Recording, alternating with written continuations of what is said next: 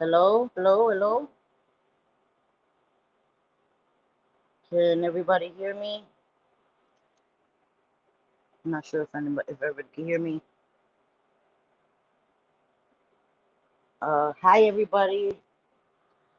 Uh, I'm so nervous, guys. I don't know what the hell. All right, let's see. Cooch, hey, how are you? PJ, Police White Life, Cindy Lou Who, Caddy, Violet Witch. Hi guys, Rachel M, Barrett.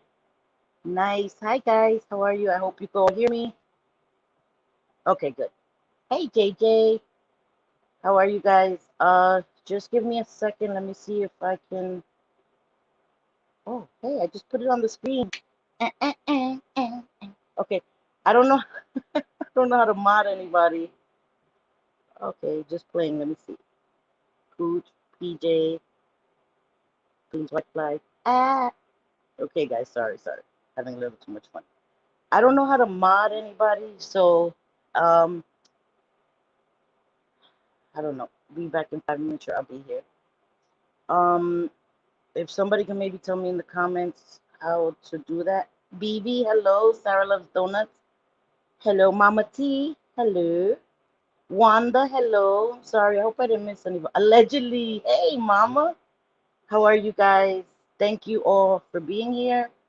Um, Erin, hello. In vitro, hey. Oh my God, I feel so special, you guys. Thank you. Thank you all so much for being here. I truly appreciate you guys. Um, it's a little nerve-wracking. I mean, I've been on panels before. I hope you guys can hear me. I'm using my wireless earbuds, so I'm not sure. But you said you can hear me, so okay. Anyway, I'm glad you all are here. I want to say thank you all so much for being here. I appreciate you all so much. Today, some of you may know me. I've been on panels before. I've shared many times before, but some may not know, who I am. Of course, it's me, Selfie Queen Cindy. Um, and again, I thank you all for being here. I guess I should just start by saying I do still get some comments and some DMs uh, on IG and Twitter asking me or suggesting that I change my name, Selfie Queen Cindy. And the reason I won't do that is because everybody knows me by that name. And not only that, there's a sentimental reason that I have that name. I got that name several years ago, and it was because when I first started, I had a different username on Instagram. I don't even remember what that was. It was so long ago, and I loved taking selfies. I loved showing makeup, so I would show my makeup look. Hey, Hannah, and people started calling me Selfie Queen, and someone even bought me a T-shirt that said Selfie Queen, and it was like a inside joke. People would, make jokes like that, and so I turned them into making fun of me, into me making a joke about myself. And I was like, okay, they want to make fun of me. I can laugh at myself. So I changed my name into Selfie Queen Cindy, and I turned something that somebody would. Hi, Colleen. Sorry. Hello. Hi, Kirsten. Um, I tried to turn something that somebody, not sure if you guys can hear those dings. I'm hoping not. I thought I put my phone on Do Not Disturb. But so that's why I used that name because somebody was trying to make fun of me and I turned it into an inside joke. And so it's been that way for several years. Hey, Snoop, how are you? And so I've kept that name. So, it's hey Christ, how are you? Um, so it's something that I guess was tried to be used against me in a negative way. But, you know, if you say something about me that's true, it'll never hurt me because I own it. And I loved taking selfies. I loved showing my makeup. So I turned what was tried to be a negative against me into a positive, I feel. And I remember maybe like a few months ago, somebody tried to come at me in the comments and was like, oh, I can tell by your username that you're part of the problem in our society now. And I guess they were trying to say that I'm part of the problem with being self-absorbed. But if they knew me, they would know that that is like the opposite of who I am. I'm able to laugh at myself. I'm able to joke and not take things seriously. I've learned to have a thicker skin. When I first started on YouTube, I didn't have a thick skin at all. Hey, whisper of a thought. Hi, my Josh, my sweet Josh. How are you? Um, my skin was quite thin and things hurt my feelings a lot more.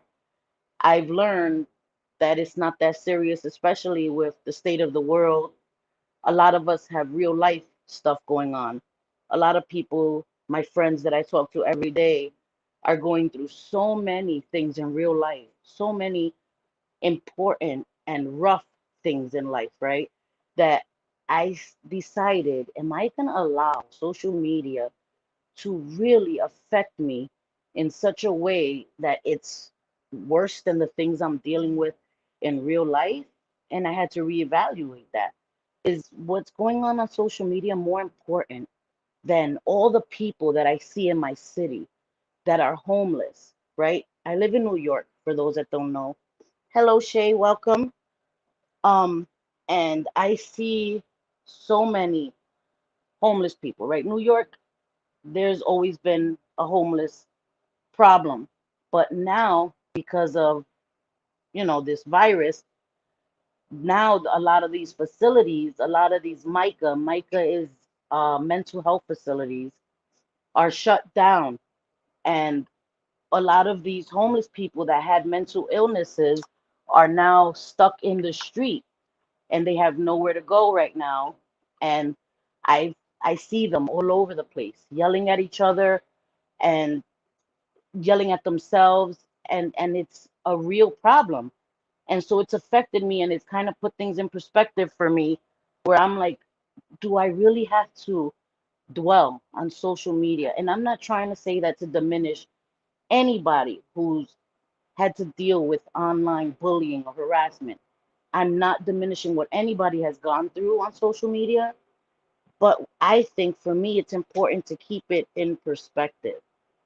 Like I said, the state of the world, there's so many people that are sick, that are passing away, and people that have lost family members, people, lost friends. And I think it's important for us to keep things in perspective. Of course, things hurt our feelings. When people say things about us, it hurts our feelings, of course. But I think it's an important thing to keep things in perspective, you know? And I'm not going to go into detail, but lately, these last couple of weeks, I've been dealing with a lot of stuff in my real life. And a lot of my friends have also. Hello, Fall Leaves, welcome. I'm sorry, anybody I missed. Jay, welcome. I hope. Hey, Patty, welcome. Thank you for coming. I thank you all again for coming. I appreciate every single one of you for being here. Just you being here, it means a lot to me. Showing me support, I appreciate it. Since this is my first live, I don't know how to mod anybody. I'm sorry. So all I ask is that we respect each other. We don't all have to like each other, and that's fine. But all I ask is that we act like adults and respect each other in this space. It's not that difficult. I know, I've been petty at times, but all I ask is for today, can we just respect one another, respect this one space, and just leave all of the bull outside just for the little while that we're here. Okay? And I appreciate and I respect you and I thank you all. Anyway, hi Lindsay, how are you? Welcome. So my point in saying that is so many people are dealing with things in real life, rough situations. And when I started in this community or online, it was to escape things that I was going through in my real life. It was to escape the stress, right? I needed an outlet. a distraction from all the stress that I was dealing with every day. And so I came onto social media and it became an outlet for me. It became a distraction from things that I was dealing with. And the last couple of months have been really stressful because of negativity, fighting. I'm not going to get into any of that. I haven't spoken about any of that, and I'm not going to speak on any of that. I'm just speaking of the general situations, right? We may be dealing with so much in real life. So you come onto social media, and let's say someone that is anonymous, right? They come on for whatever purpose social media may serve them, a distraction, a hobby, a fun thing to do. None of us really know what anybody is dealing with in real life. None of us. And so I think it's so important to keep that in mind and try to be kind in how you address anybody and everyone. A bit of kindness makes such a difference. We're not going to all like each other. That's a fact of life. But we can address each other with kindness, a little bit of kindness. Um, so I want to put out a trigger warning to people. Um, I'm going to be talking about foster care. I'm not going to go into war stories uh, because I don't think that's appropriate and it triggers people. And I'm not here to re-traumatize anyone or trigger anyone. I just wanted to speak about my experience in foster care. And you know what's funny? That I never even realized that I had been in foster care until I had a conversation with a few people on Twitter, and then it sounds so silly, guys, but I didn't realize that I was actually in the system in foster care because my brother's grandmother actually took us in, and because of that, I didn't consider it foster care until I was, like I said, having a conversation with people, and I was like, holy crap, I was in foster care. I had children's services remove us. I'm gonna age myself, but back when I was a kid, it wasn't CPS, it was BCW, the Bureau of Child Welfare, and it was flawed. That's putting it mildly. Um, so my mother, hi SC Johnson, welcome. Anybody I missed, I'm so sorry. Um, my mother was an addict, and I'm only speaking about this now because my mother passed away April 13th, 2020, and I always wanted to respect my mother while she was alive and never speak about this and hurt her heart because I know that addiction is a disease and it controlled her life. It wasn't as if she willingly chose drugs over her children. When you're in addiction, it's really not a choice. So now that my mother's passed, I feel I can speak about it. Um, my mother was an addict. My mother became an addict when I was very young, about 5 or 6. Um, she broke up with my dad when I was like 3 years old. She said that my dad was too nice. I don't know, maybe that runs in the family. We want the thugs.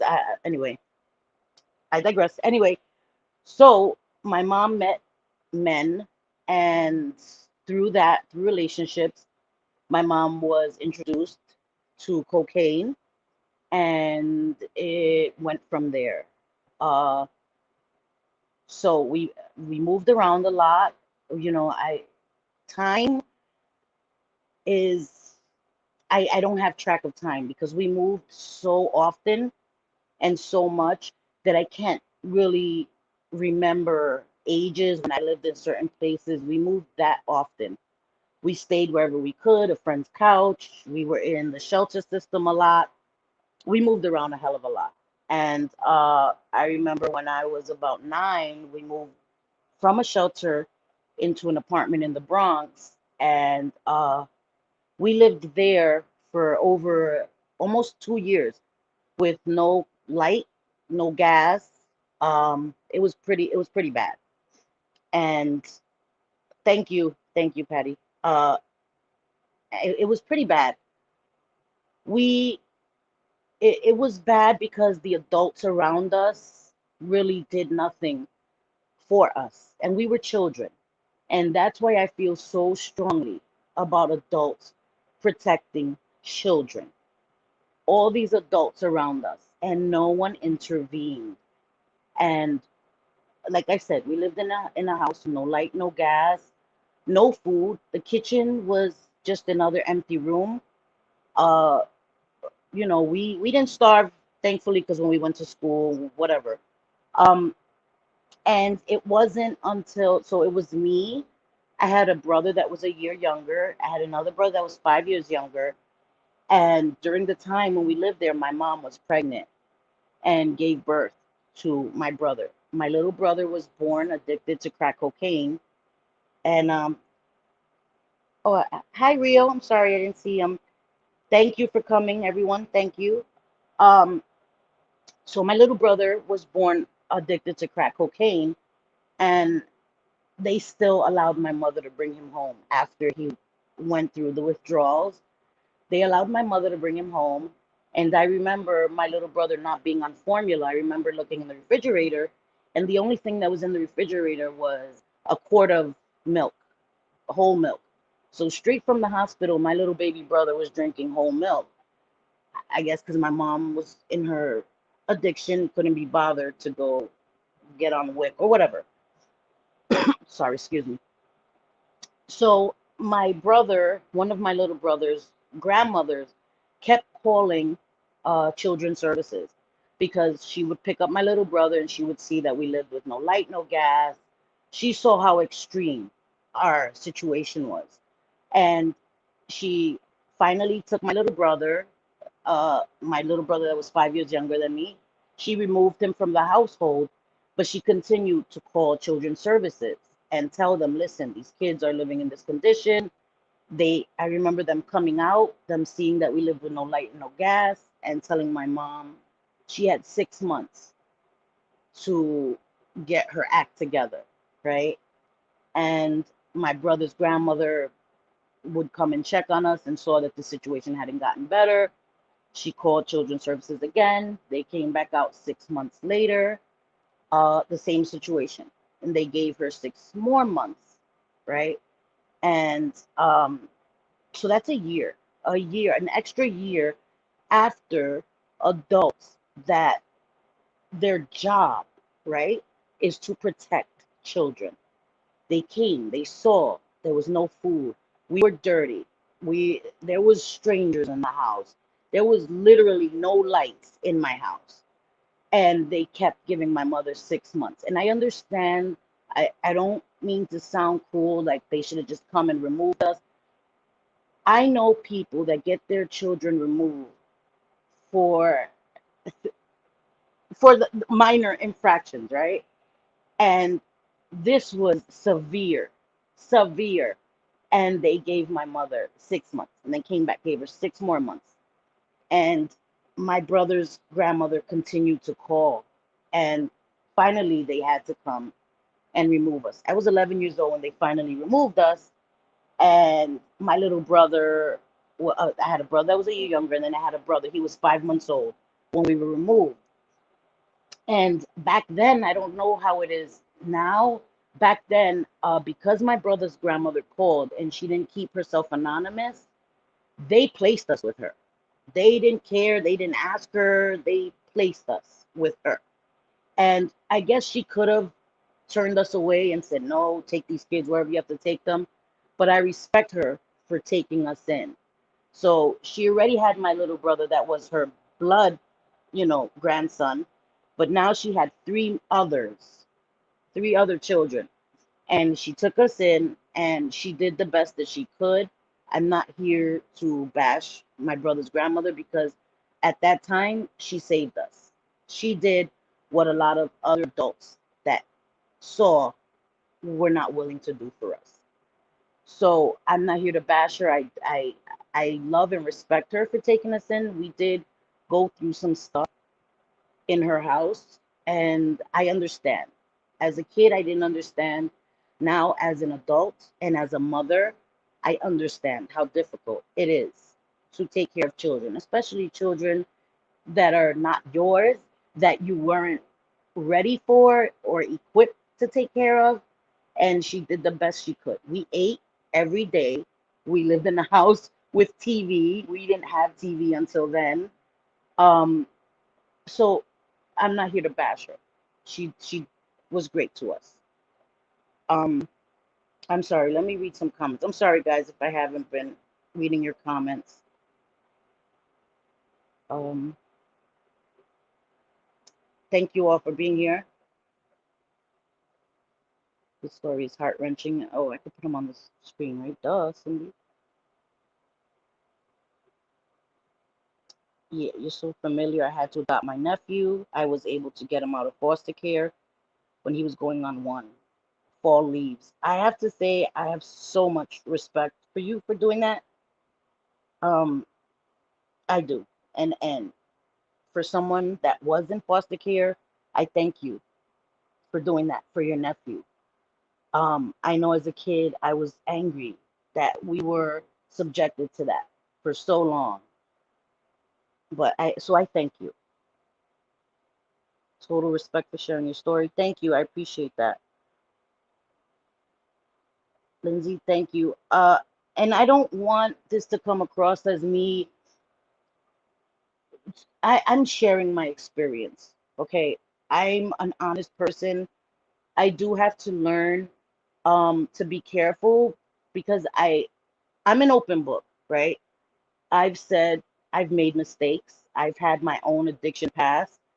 Thank God I've been clean and sober 18 years with no relapses, knock on wood. Um, and that's not to say anyone that has a relapse is any less than me. That's just my experience. And I've been, to jail. I've made mistakes. 20 years ago, I've learned and I've evolved from them. So I do want to be careful with what I share, not because I'm afraid for people to use it against me. I'm good with who I am. I've made mistakes, but I've grown from that and I've learned from that.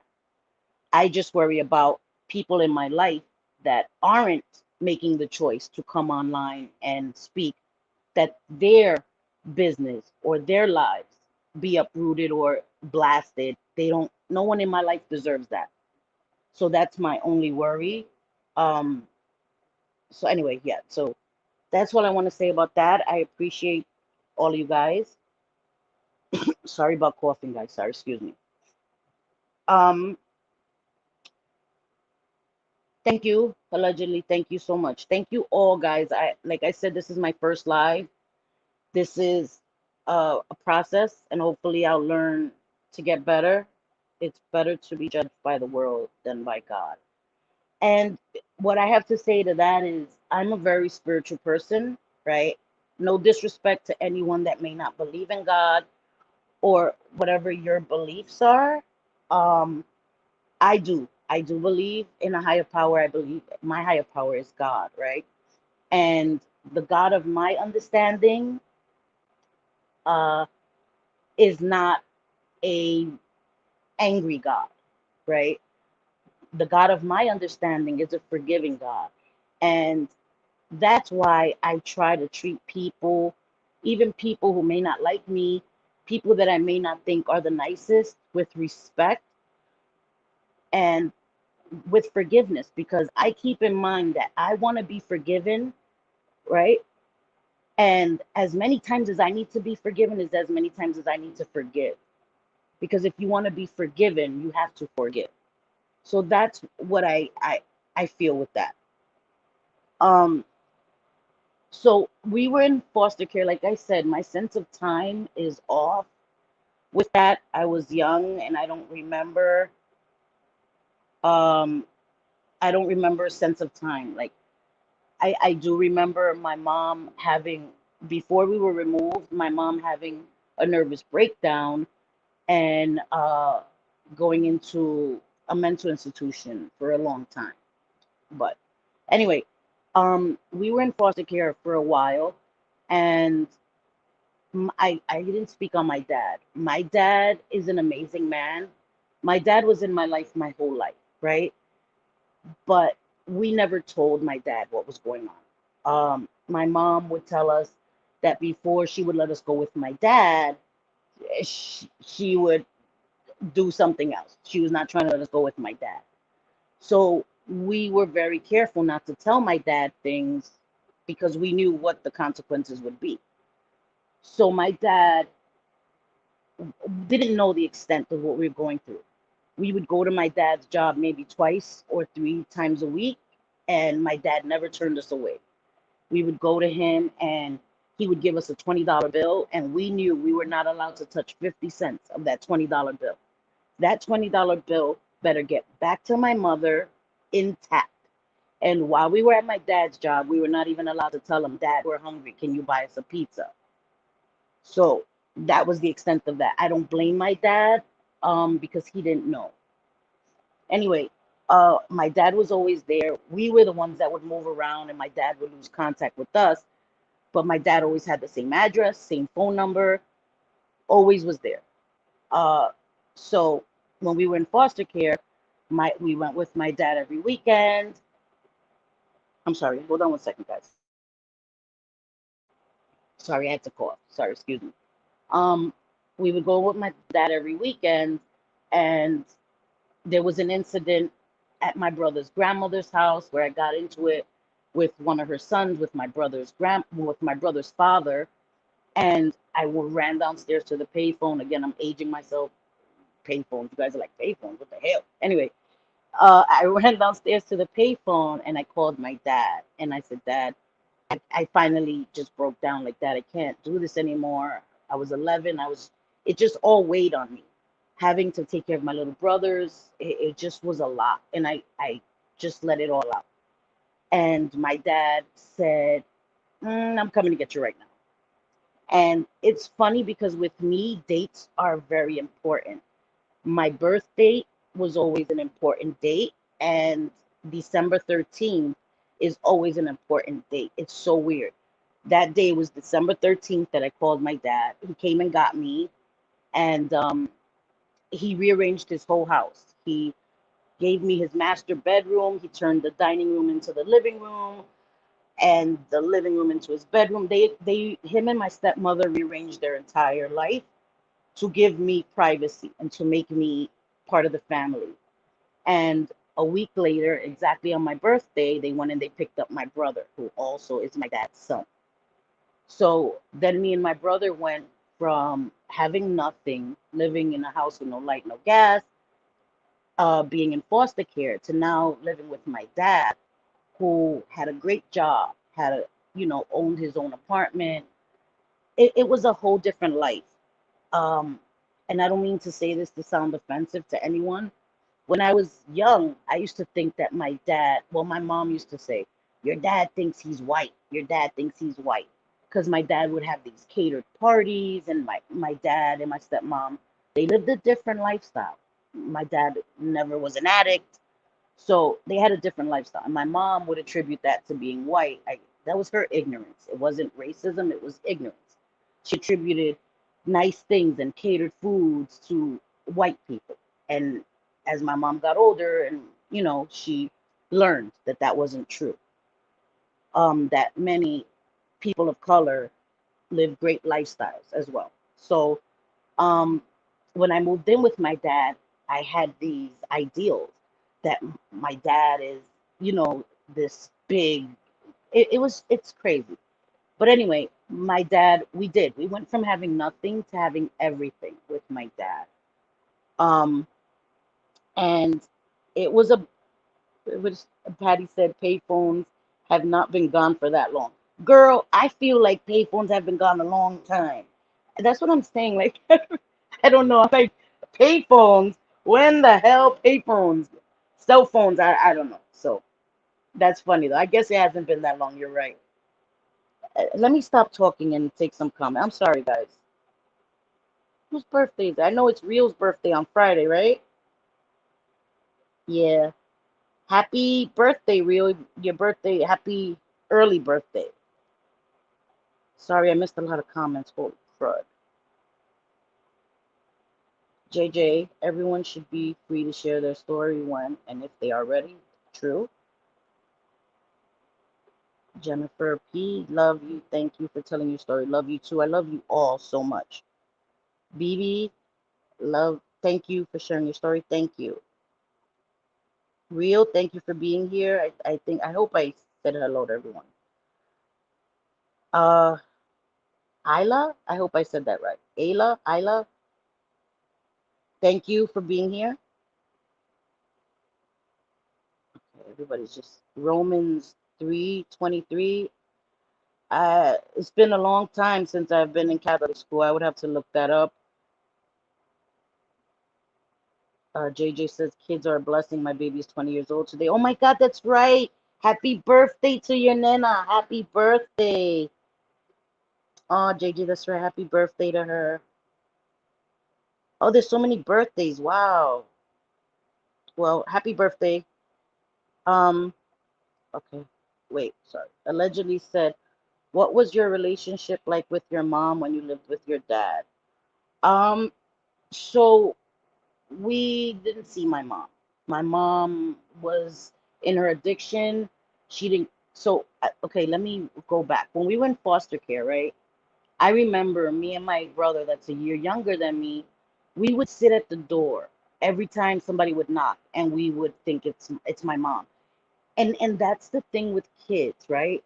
We went through so much living with my mom, right? We were in this house, no light, no gas. We were never fed. I went through a lot of trauma, with all these strange people in and out my house. I don't have to elaborate more on that. But when we were removed from my mom, we were heartbroken. And we would sit in my brother's grandmother's house, and we would look at the door, hoping that my mom.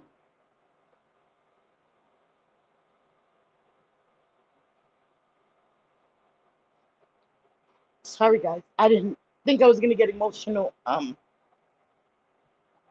It's hard because I just lost my mom, and sorry. Let me relax.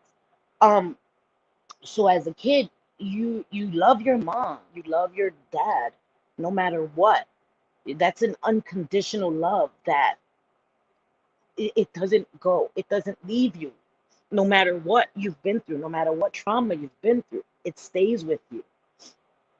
And so, uh, we were in foster care. We were in my brother's grandmother's house. Then we went to live with my dad, and I didn't see my mom till I think I was 17.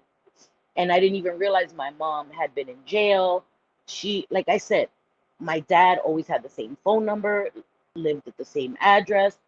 So my mom always knew where we were. When we were in foster care, she didn't come to court. She didn't fight for us. Again, I don't hold that against her. She was in her addiction. You know, when you're in addiction, you have tunnel vision, okay? You wake up thinking about, well, if you go to sleep, but that's all you think about, right? Is the drug. That is your priority. That is your wife. That is your child. That is your God. That's it. That is all you can focus on and think about. It's get it, do it, get some more, do it again, get some more, do it again. That's all. You're in autopilot. So I don't blame her for anything she did. Um, Now, having been in addiction myself and having been a mom, I don't blame her. Um, so I didn't see my mom till I was like 17. She came to my dad's house one day, and I remember she was like big and stocky. So I remember seeing her and saying, "Mom," and it was like I had just seen her yesterday. All these years had passed, and when she walked in the house, it was like I had just seen her yesterday. It was nothing. And I remember going through my closet because she had these biker shorts on and this little tank top. And I was like, what the heck? Mom, what are you wearing? And I went through my closet and I'm looking for clothes for her. I'm like, she got to change her clothes. And I remember my stepmother coming in the room and she was so angry. And she comes in and she closes the door and she's like, you haven't seen this woman in all these years. And you're going through your closet to give her clothes. I guess I should have elaborated. My stepmother and my mother hated each other. to the day my mother passed. They never made amends. They hated each other. Uh, my whole my whole life. And my mom passed a year ago, and they did not make amends. So my stepmother was very upset that I'm, acting as if I had just seen my mother yesterday and giving her all these clothes. So anyway, I didn't see my mom until I was about 17. I saw her that day. She came and visited us. I gave her money. I, gave her some clothes, changed her out of those biking shorts. She looked ridiculous.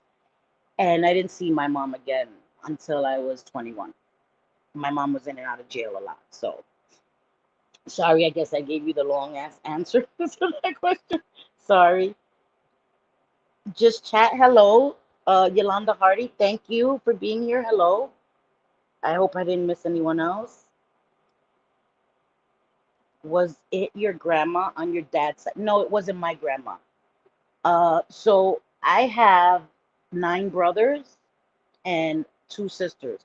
My older sister is my dad. So okay, I have 4 brothers on my dad's side and 1 sister. And then my mom has 9 kids. So I have a lot of brothers and I had 2 sisters. My older sister was 5 years older than me. She passed away. May she rest in peace. She was my best friend in life. She passed away. Um, so it was my brother, my little brother that was 5 years younger than me. It was his grandmother that had taken us in, but it wasn't my grandmother. My maternal grandmother died when I was very little, and my paternal grandmother, we were never close until she passed away. But that's a story for another day. Hannah says, I can relate to this so much, Cindy. I don't like telling my story because I don't want people to think bad of my mom. You are very strong. Hannah, I love you and I respect you and I understand, and that's why I waited. We do have a lot in common. We've dealt with a lot of the same hurt, grief, loss. Um, and I don't want anyone to think badly of my mother either. And that's why I never told this story publicly until my mom had passed, because I would never want my mom to hear this story and her heart to be broken. Um, because even though I'm not dogging my mom out, it hurts to hear that you hurt your children. And I never wanted her to have that hurt because no matter what, she's my mom, and I waited for her to pass away to tell this story. And I'm still not going to dog my mom because she was my mother. Sorry. Shay says, Hannah, when it's time, your story will just flow. How? Okay. So glad you and Cindy made it through this. Thank you so much. I appreciate. Flow out, she meant. Thank you so much. Amy Friedman, hello, hola. How are you? I'm glad you're here. Thank you for being here. Um, so anyway, like I said, I went to live with my dad, and I had a great life with my dad. My dad is a great man, a great, great man, and I love him. I still have my dad. Um, he raised us. He gave us the best. We didn't want for anything. We I went from being hungry every day to being a spoiled brat. I was the only girl because my sister was 5 years older than me, and my sister had a different mom. She lived with her mom, and my sister was kind of a wild out from young age. So I was the only girl in the house with 4 brothers, and I was spoiled. My dad spoiled us, all of us, but he spoiled me a lot. He would come home with gifts for me, jewelry, dresses, everything. Like I said, they uprooted their whole life, gave me their master bedroom. I had everything. I had uh, everything. My whole room was baby blue. I had a baby blue plush rug. I had everything. I had everything. Um, it was a hard adjustment coming from someone who had nothing, right? Didn't have a TV, didn't have light and gas. I wore these brown penny loafers that were way too big for my feet for about 3 years. You know what I mean? I remember one birthday, I guess I was like 10 years old. It was right before they took us. I'm in the bathroom, in the bathtub, trying to wash some clothes. for school, and I didn't realize that, you wash jeans in the bathtub and it was winter. I opened the window and put the jeans like right outside the window, and them joints were not dry. And I was a kid, I couldn't wring them out properly. And I used to go to school smelling like, I guess, mildew. We would make fun of. We were bullied because our mom was an addict. So I went from that, from my brother that was a year younger than me, always fighting, always protecting me. He was a year younger than me, but you can't tell him he's not my older brother. He protected us, oof, so many times. He saved me so many times. And I go from that to having everything. But what I didn't have was a therapist. I needed a therapist. Kids in foster care, therapy is essential, right? Because if you're in foster care, if you've had any kind of childhood trauma, it needs to be dealt with. It needs to be um, it needs to be handled. Um, I hope everything's going okay in the chat, guys. Is everything okay? Please, can we just all be kind? I'm not sure. Maybe I'm wrong, but I just please can we all be kind? Sorry, excuse me. Um. Anyway, okay. I'm just gonna read some comments so I can. Cindy Lou, who says, Cindy, you are such a good person and deserve all the best things life can offer. And I appreciate that. Thank you so much. Thank you. Okay, I think everything's good. Yeah. Okay. Amy Friedman says, so hard to keep those secrets as a kid. It is hard. It is hard. When you're a kid and you're feeling responsible for adults, for the adults in your life, you're feeling, you have to keep these secrets. I can't tell people, even though people knew and would be like, is your mom using drugs? Like, no, no, what? No, no. You can tell I'm outside without a coat on in February, and I'm like, no. They're like, have you eaten? Yeah. And my stomach is touching my back. I'm starving. They're like, you want to eat? Are you hungry? I'm like, no. I'm like, boy, stuff that in my mouth. Don't ask me. Force me to eat it. You know what I mean? Like as a kid, like, don't ask me. Force me. Give me that food. Don't ask me about it. Hi, Sunshinery. Thank you for being here. Thank you so much. I appreciate you. But yeah, so did you like school or hated it? Oof, I hated it.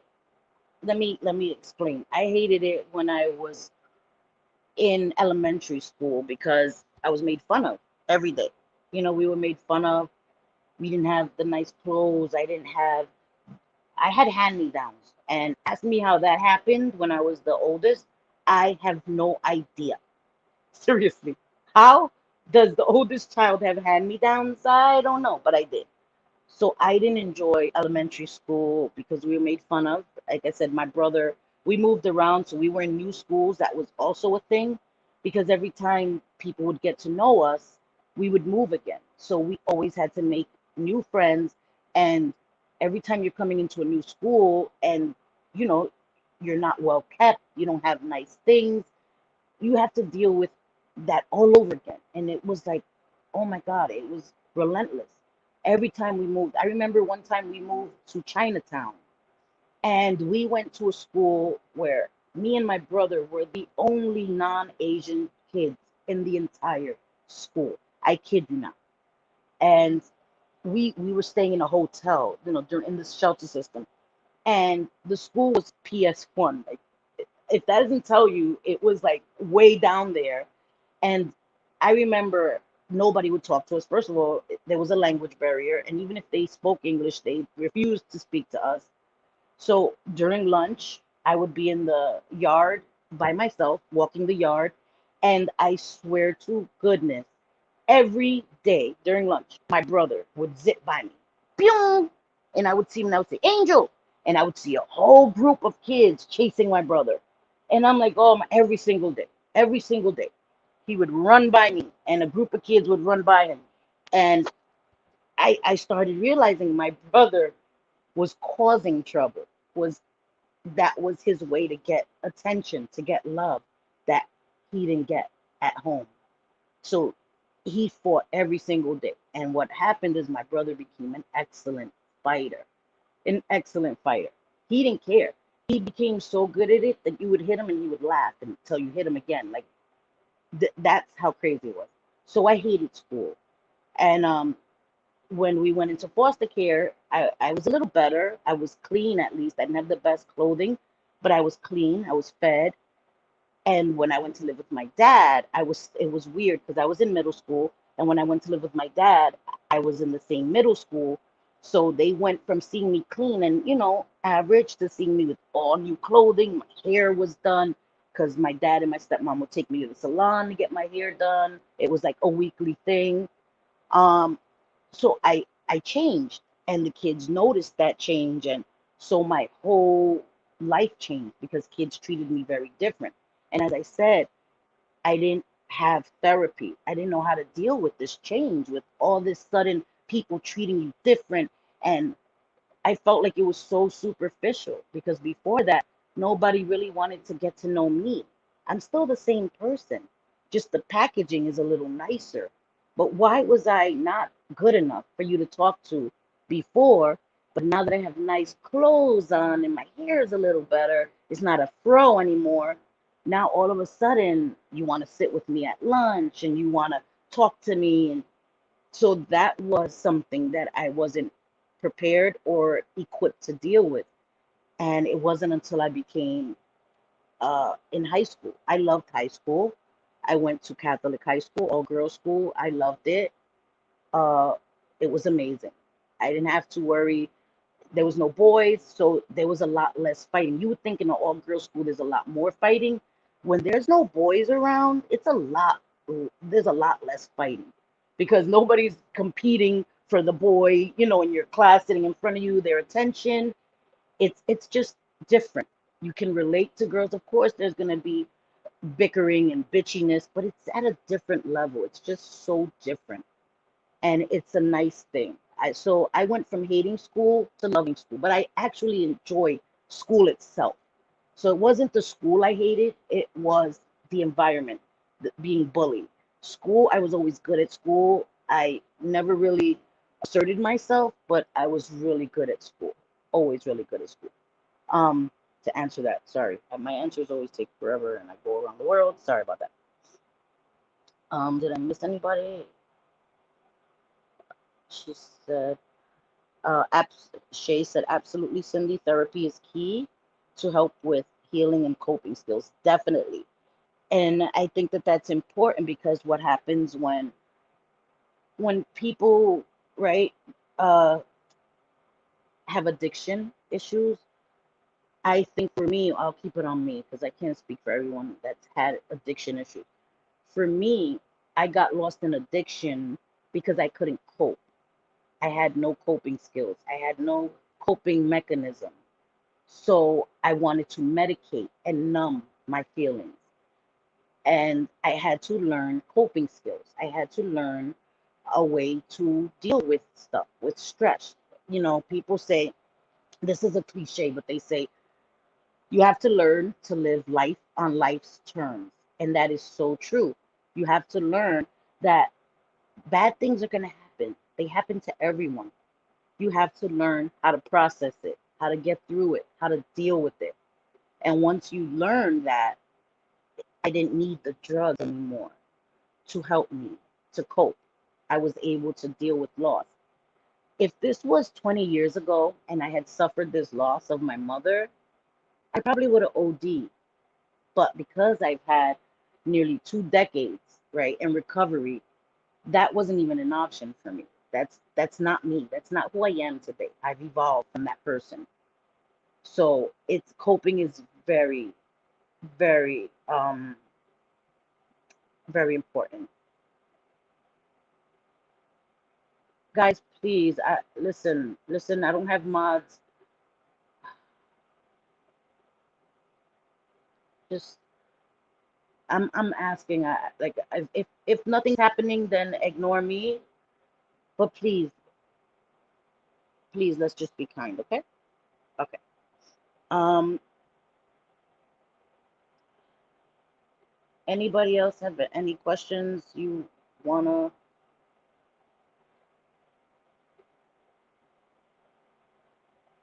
What did he say? I am in a video. I didn't even know. Oh, how cool! It's like magic. I I'm lost. I'm lost, guys. Please, please, please, guys, please. Okay. Like I said, we don't all have to like each other, but we can be respectful. We can be adults. Yeah, real. Do you know how to do that?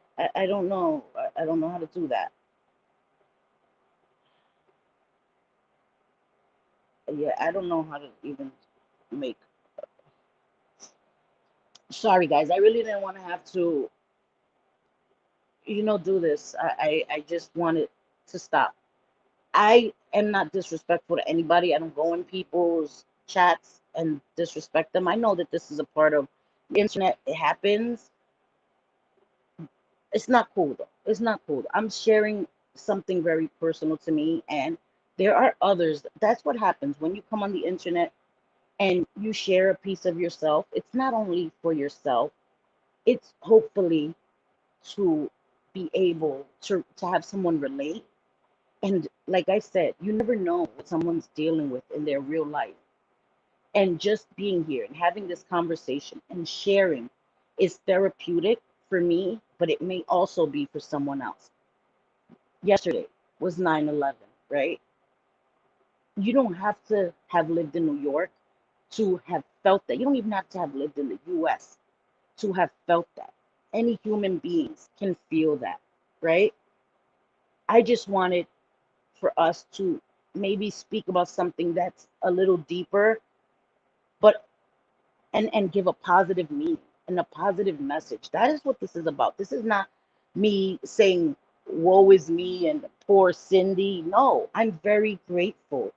I'm very grateful for what I went through and my childhood because it's taught me the value of things and that money, right, doesn't always mean happiness. That's not my definition of happiness. I was living with no light and no gas. And then I went to having everything. And I still don't attribute money to happiness.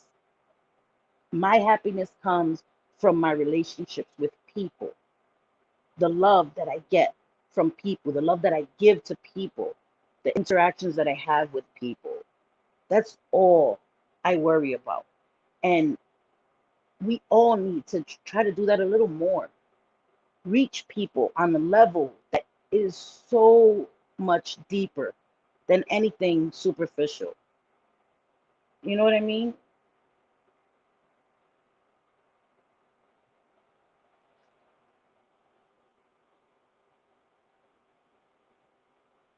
Thank you, Hannah. I'm so thankful that you are sharing. Cindy helps me too. And that's all I want.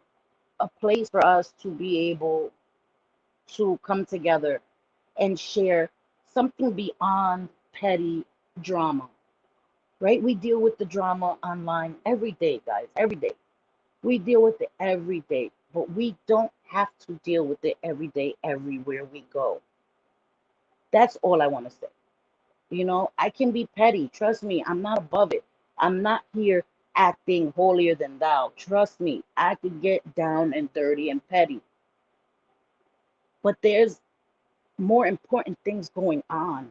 There's more important things going on. So many people are dealing with grief right now, struggling financially, personally. Like, so if we can alleviate someone's stress, even for an hour, why wouldn't we do that? That's all I want to get across. I'm not holier than thou, guys. Trust me. I can curse like, trust me. I get angry. But I want this. This is what I want my channel to be, a channel of life experience that even if it's a traumatic experience, we leave with a positive message, that something that you can take away and makes you want to be kinder to someone else, makes you feel a little better. That, damn, I felt really like my situation's rough, but it can be worse. It can be worse. I was once homeless, sleeping on roofs, sleeping on the E train. And when people used to ask me, Cindy, where are you staying right now? I used to say in E's house. E was the E train. And thankfully, for 16 years, I've been in my apartment. And it's not a house. It's not, I don't own it, but I pay my bills no matter what. No matter if 1 month I have to eat ramen noodles, my rent is paid. My lights are on. My sons will never be in the dark. That's the important thing. That's what I want my channel to be. That's what I want my channel to be. People want to be petty. People want to whatever. Do it. I'm not gonna dwell on it. You know what I mean? I know I don't have to do that. Yeah, the E train. Yeah, I did. And I don't say that, like I said, I'm not here trying to say, woe is me, poor Cindy. Nah, because I'm not there anymore. I say that as a story of hope.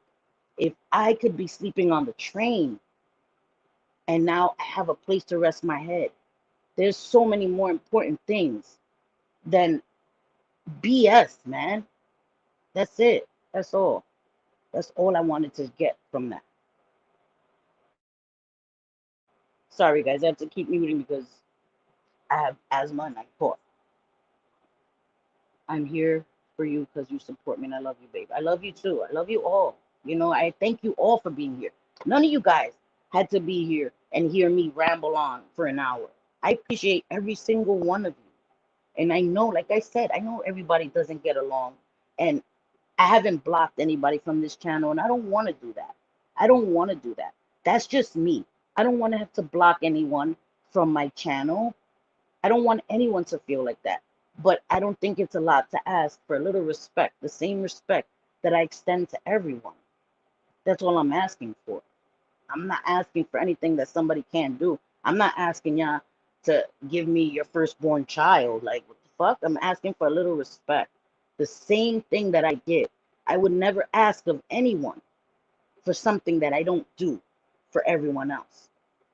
That's all I'm asking. But what else? All right. S.C. Johnson, God bless you. Cindy, your story has. Thank you. Thank you. Thank you. Everyone came here because it's your first live. Thank you. I appreciate you all. Like 35 people in my first live. Like, are you kidding me? I am eternally grateful for all you guys for sitting here and listening to me talk about some depressing crap, you know? Okay, wait. Copy and paste my comment. Wait, Rio, you said something. Wait, I missed it. The heck?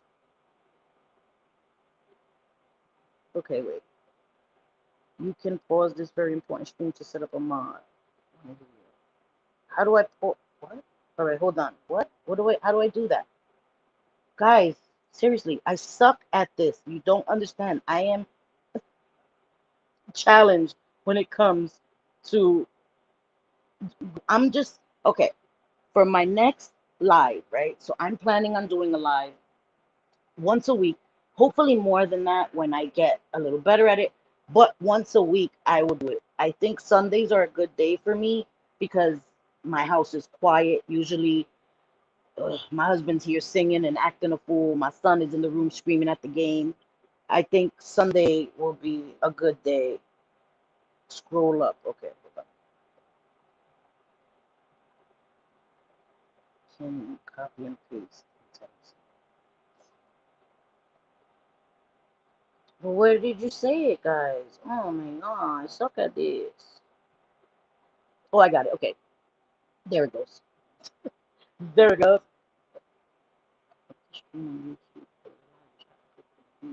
Oh my god. I have to I have to go out to come back. Hold on a minute. Heck, Cindy, pull up the stream on YouTube. So I can do it on another phone. Okay, hold on. Okay, guys, I'm sorry.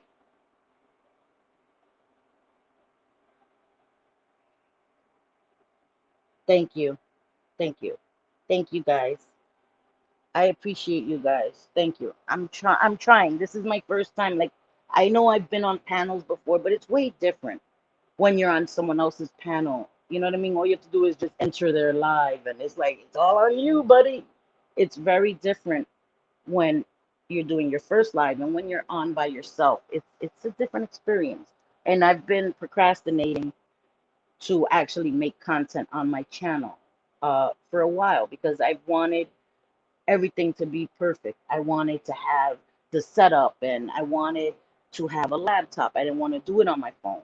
And I have to say, my friends and JJ really, she really was like, Cindy, just do it.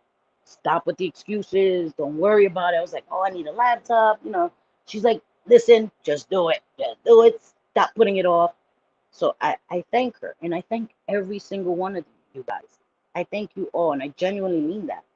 You know, I really do. I appreciate you all and that's not me just talking.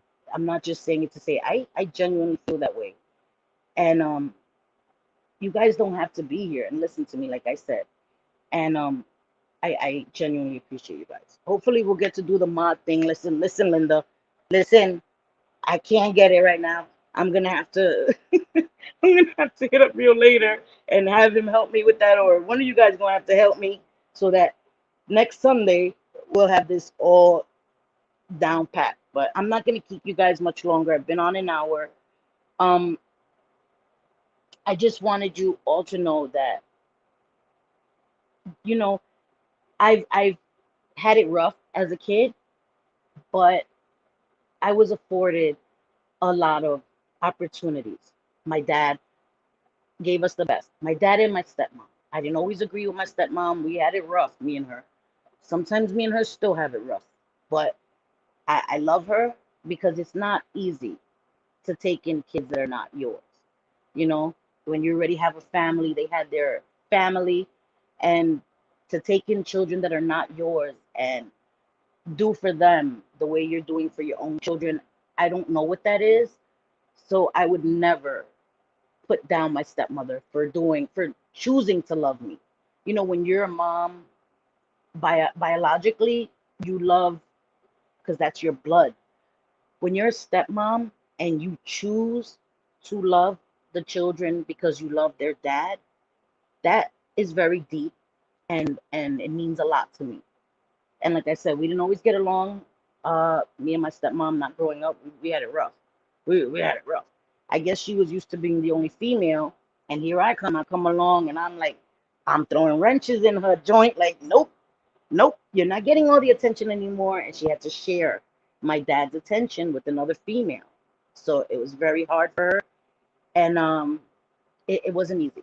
So I respect her.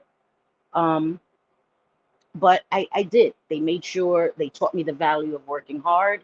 You know, when I was 14 years old, they were like, listen, you want all that? You want Doc Martens? You want them Jordans? You're going to have to get a job. Babysitting. I started babysitting. I worked uh, at my stepmom works at a college. I'm not going to dox her, but she works at a very, you know, prestigious college. I worked there as a Girl Friday from 14 to 18. 4 years I worked there. They taught me the value of working hard, of not sitting back and expecting things to come in. I remember um, there's a saying that says, you know, oh, I'm waiting for my ship to come in. And I always thought it's good to wait for your ship to come in, but how are you waiting for your ship to come in if you never sent one out? You have to put in the work, you have to put in the footwork. Expecting things to be handed to you is not what I was taught as a kid. It's not what I was shown as a kid when I had to struggle and starve, and it wasn't what I was taught. The values I was taught by my stepmom and my dad is you work for yours. Nothing's going to be given to you because that's not how it is in the real world. You know what I mean? I'm not going to be 18 years old, be on my own, and because I want it, I want that shirt. Give it to me. No is a complete sentence. And my stepmom and my dad taught me that. Cindy, no is a complete sentence. Somebody tells you no, you can't get an attitude. No one owes you anything. And I think that was a lesson that I've always taken with me. I try to work hard right now. Like I said, things are rough, but things are not only rough for me, things are rough for so many of us. So I don't take for granted the blessings that I have a roof over my head. There's many that don't have that. Like I said, I walk through the streets and I see all these homeless people that don't have a roof over their head, don't have three steady meals, don't have the basic necessities, you know? And so I don't take anything for granted. And nothing's promised us, guys. We know that life is short. We are not promised that tomorrow is given to any of us. It's by the grace of God or whatever your higher power is that you'll be here tomorrow. But I just want to say, um, I thank you. I thank you all for being here. I sincerely appreciate you all for being here. And I hope to make more content. Like I said, I want my channel to be about life experience. It won't always be depressing. I want it to be uplifting. There can always be trials, life trials, but with an uplifting message. I guess it's the delivery, the presentation that makes the difference. Cooch, you gonna make me sing that? I can't sing that. Damn, I need Real to do that. Puerto Rican JJ, come on and play. I don't know. I don't think I did any justice, but yeah, I got it. I just want to say, guys, before we go, I'm gonna keep saying it. Y'all can get tired of me, but thank you for sharing your story. You have a kind gent. Thank you. I appreciate that. I try, guys. What you see with me is what you get. Like, I'm not fake. I'm not. I I'm imperfect. I'm fucked up sometimes, but it's me. It's me. It's what you get. Coochie, like that? Good. Okay, I'm happy. I know I didn't do a real song justice, but I'm gonna have to make up some songs too. I'm gonna battle. I'm gonna battle y'all. I'm gonna make up some songs. What? Violet Witch says, thank you all for coming. Stay safe and hydrated. Positive thoughts and positive life. Remember, you can say no and it should be respected. I agree 100%. Butterflies can fly a long distance on battered, damaged wings. Crazy like 30 to 70%. Little delicate things like us. We do have strength. Hugs all, keep flying. You can do it? Okay. Thank you so much, guys. Allegedly, I love you too. I love you all so much. In vitro says you are a brave and kick-ass woman. Thank you. Thank you. All of you guys. All of you guys are kick-ass and amazing. And I love you all so much. And like I said, I'm gonna try to keep this. Well, I'm not gonna try. I'm gonna do Sunday, 5 o'clock. I don't think I'll be interfering with anyone else's schedule. That's what I wanted to do. I didn't want to take a time from anybody else, any of my friends that go live. I never want to do that. I want to extend the respect and the time to them that they extend to me. Um, so next Sunday we will be here again at 5 o'clock. I will try to have a more uplifting topic. I want to start off by showing maybe some of my favorite products. I'll show my face next week. My hair is a mess. I was like, not doing it, not doing it. Thank you, Christ, for being here. I appreciate you all. I appreciate you guys being respectful for me. I appreciate that. I sincerely do. I respect you guys. I love you guys. And again, I thank you all for being here. Um, I love you guys. Yeah, I know it is hard to catch all the lives, but I want, people that already have a set schedule, I'm not going to come and interfere with their set schedule. I wanted to do it in a time that I didn't think anybody was going live, so I wouldn't take any views or anything away from them. You know what I mean? And I love you too. I'm so thankful, you guys. 30 people stayed here and listened to me ramble for an hour. Like, holy crap. You guys are amazing. You guys are amazing. You humble me. You guys humble me. Like, you guys don't know how many days you guys have saved me. I'm not trying to get sappy. No sad fishing. I don't think that exists. Okay, I'm going to get off, but let me say something. Showing emotion is not sad fishing. Okay? People who do not or are devoid of emotion, be fearful of those people. People that can't show emotion. Be fearful of people like that because that's kind of psychotic behavior. But you ain't hear that from me. Okay? All right. JJ, I love you. All of you guys, I love you all so much. Caddy, love you, love you, love you, love you guys, love you guys. I will catch you on the next one. Thank you all for being here. Love ya. Mwah. Besitos a todos. Bye.